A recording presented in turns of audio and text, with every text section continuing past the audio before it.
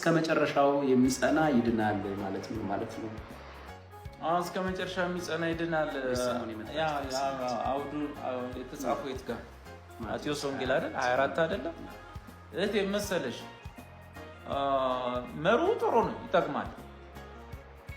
ግን ቦታው የተጻፈው አውዱ እነማንና ስለማን ነው መቼ የሚፈጸም ነገር ነው? ይኸውልሽ እኛ አማኞች ነን፣ ኦልሬዲ አምነን እና እንነጠቃለን። ጌታ ወይ ዛሬ ምሽት ይሆናል ወይ ነገ ይሆናል አናውቅም፣ በስንት ሰዓት ላይ ድንገት እንነጠቃለን። ስንነጠቅ በዚህ ምድር ላይ ለ7 ዓመታት ታይቶ ማይታወቅ ታላቁ መከራ ይመጣል። ታላቅ መከራ 7 ዓመት ሙሉ ምድር ቀውጢ ነው የምትሆነው። የ7ቱ ዓመት ሁለተኛው አጋማሽ 3 ዓመት ተኩል ማለት ነው። ትልቅ መከራ የሚመጣው በእስራኤል ልጆች ላይ ነው። አሁን እስራኤል የሚባሉ ምድራቸው ላይ እየተከማቹ ያሉት እነ ቤንያሚን ኔታንያሁ የሚመሩት ሀገር እነሱ ላይ ማለት ነው።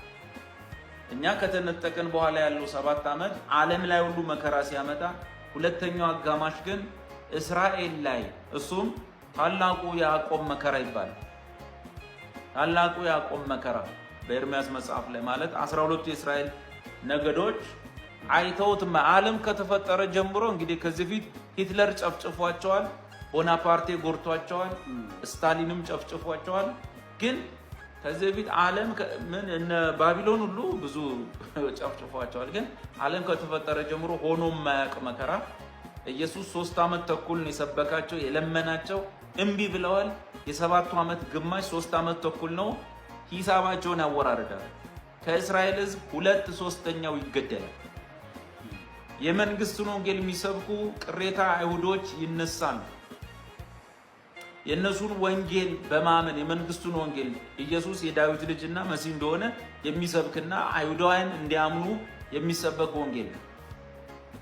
እመኑበት፣ መሲያችን ይመጣል።